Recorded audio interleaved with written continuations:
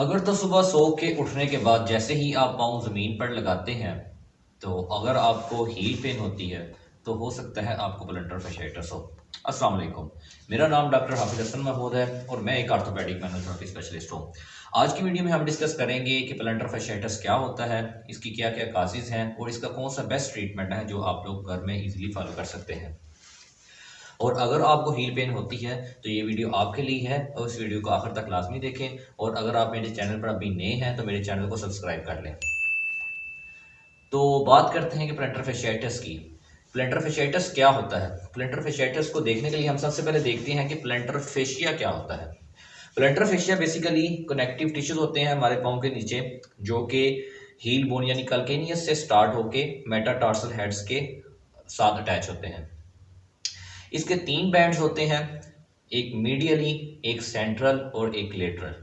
और ये हमारे पाँव को एक डायनामिक सपोर्ट प्रोवाइड करते हैं और जो हमारी आर्च होती है इसको मेंटेन करते हैं। और जब इसके अंदर इन्फ्लेमेशन आ जाती है तो उसको कहते हैं प्लैंटर fasciitis। और जैसे ही इन्फ्लेमेशन आती है उस वजह से हम जब पाँव जमीन पर लगाते हैं तो ऐसा करने से हमें हील के अंदर पेन होती है, तो इस बीमारी को कहते हैं प्लैंटर fasciitis। अगर इसकी काजिज की तरफ अगर मूव करें तो इसकी काजिज में जो सबसे पहली काज है वो हमारे फुट का फ्लैट होना है या हाई आर्च का होना है। फ्लैट फुट और हाई आर्च को आप इजीली डायग्नोज कर सकते हैं उसके लिए आप अपने पाँव को पानी के अंदर डिप करें और एक कार्डबोर्ड के ऊपर अपने फुटप्रिंट लें। अगर तो फुटप्रिंट आपका कंप्लीट आ रहा है तो इसका मतलब है आपका फ्लैट फुट है। और अगर फुटप्रिंट में इस तरह आ रहा है कि सिर्फ आपकी हील बोन और आपके टोज आ रहे हैं या बिल्कुल माइनर सी आपको ये लेटर साइड मिल रही है तो इसका मतलब है आपकी हाई आर्च है। और अगर आपका फुटप्रिंट इस तरह का आ रहा है कि आपको हाफ फुटप्रिंट मिल रहा है तो इसका मतलब है आपकी आर्च एक नॉर्मल कंडीशन में है। अगर तो आपकी फुट आर्च फ्लैट होती है या हाई होती है, इस वजह से हमें प्लैंटर fasciitis का सामना करना पड़ सकता है। और दूसरे नंबर पे ये उन लोगों में कॉमन होती है जिनका काम लगातार खड़े होके करना होता है, जैसे कि टीचर्स में, सेल्समैन में, मार्केटिंग करने वाले लोगों में। इन लोगों में हमें फुट हील पेन और प्लैंटर fasciitis की वजह से बहुत ज़्यादा मिलती है। और इसके अलावा प्लैंटर fasciitis की पेन फीमेल्स में एज कम्पेयर टू मेल बहुत ज़्यादा होती है, क्योंकि फीमेल्स का काम ज़्यादा देर किचन में खड़ा होकर उन्हें काम करना पड़ता है, इस वजह से उन्हें प्लैंटर fasciitis का सामना करना पड़ सकता है। और इसी तरह अगर आपका वेट बहुत ज़्यादा है तो वेट ज़्यादा होने की वजह से भी हमें प्लैंटर fasciitis का सामना करना पड़ सकता है। और इसके अलावा जो आप शूज़ यूज़ कर रहे हैं, अगर वो आप एक नॉर्मल और कंफर्टेबल पोजीशन में नहीं है तो इस वजह से भी हमें प्लैंटर fasciitis यानी हील पेन का सामना करना पड़ सकता है। और मोस्टली ये उन लोगों में भी कॉमन होती है जो कि हाई हील्स वाले शूज़ यूज़ करते हैं।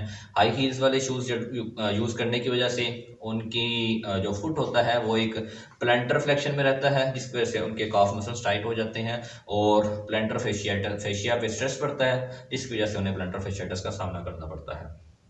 तो इसकी अब कुछ एक्सरसाइजेस मैं अभी आपको बताऊंगा, तो उम्मीद है इन एक्सरसाइजेस को करने के बाद आप प्लैंटर fasciitis को निजात पा लेंगे।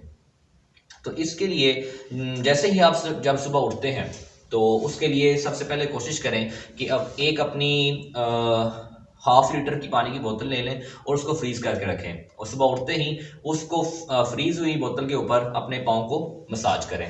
बोतल को नीचे रखें, अपने पाँव को उसके ऊपर रब करें। 2 से 3 मिनट के लिए आप ये काम करें। फिर उसके बाद आप अपने हाथों के साथ अपने पाँव को मसाज दें। मसाज आपने किस तरह देना है, अपने पाँव को इस तरह पकड़ के इस तरह आपने अपने प्लैंटर को ओपन करना है, ठीक है। यानी अपने आपने जो प्लैंटर फेशिया है इसकी डिस्ट्रैक्शन देनी है, ये आपने कंप्लीट प्लैंटर फेशिया की डिस्ट्रैक्शन देनी है, ठीक है। इसके बाद ये हो गया हमारा दूसरी एक्सरसाइज, यानी आपने इसका मसाज कर लिया। फिर तीसरे नंबर पे आपने क्या करना है, अपने प्लैंटर फेशिया की स्ट्रेचिंग करनी है। उसके लिए आप अपने टोज को पकड़ के इस तरह इसकी स्ट्रेचिंग कर सकते हैं। ये आपने 20 सेकेंड होल्ड रखना है और 5 टाइम्स ये काम करना है। ये करने के बाद आपने चौथे नंबर पे अपने कॉफ की स्ट्रेचिंग करनी है। कॉफ की स्ट्रेचिंग के लिए आप एक टॉवल का यूज़ कर सकते हैं। टॉवल को आप इस तरह रोल करें रोल करके तो ये नॉर्मल इस पोजीशन में बैठ के आप इस तरह अपने काफ्स की स्ट्रेचिंग कर सकते हैं, ठीक है। और ये भी आपने 20 सेकेंड होल्ड और 5 रेपिटेशंस करनी है। ये करने के बाद आपने लेटे लेटे ही अपने पाँव को साथ अपनी जो बिस्तर की चादर है उसको इस तरह फोल्ड करना है।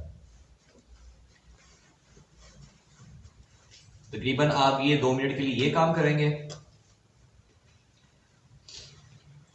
ये काम करने के बाद आपने फिर अपने बिस्तर पे खड़े होके अपने टोज के ऊपर इस तरह खड़े होना है। 5 सेकेंड होल्ड और फिर नीचे, फिर 5 सेकेंड होल्ड और फिर नीचे, 5 सेकेंड होल्ड और नीचे। फिर आपने इस पोजीशन में रह के थोड़ी सी टो वॉकिंग करनी है। ये करने के बाद आपने दोबारा एंड पे जो स्ट्रेचिंग्स हैं उनको फॉलो करना है, जिसमें आपकी प्लांटर फेशिया की स्ट्रेचिंग, उसको आपने 20 सेकंड के लिए होल्ड और 5 रेपिटेशंस करनी है, और फिर काफ की स्ट्रेचिंग 20 सेकंड होल्ड और 5 रेपिटेशंस, इस तरह। ये कुछ चीजें हैं, तो इनको अगर आप फॉलो कर लेंगे तो उम्मीद है आप अपनी हील बोन से हील की जो पेन है उससे निजात पा लेंगे।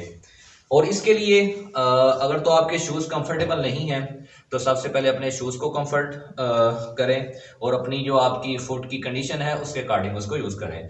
और उसके लिए फिर भी अगर आपकी पेन मैनेज नहीं होती तो इसके लिए हील पैड्स मिलते हैं। तो मैं मोस्ट ऑफ द टाइम अपने पेशेंट्स को हील पैड्स रिकमेंड करता हूँ जो कि सिलिकॉन के होते हैं, वो अपने शूज़ के तरफ प्लेस कर लें ताकि आपकी जो एक आर्च है वो नॉर्मल मेंटेन रहे।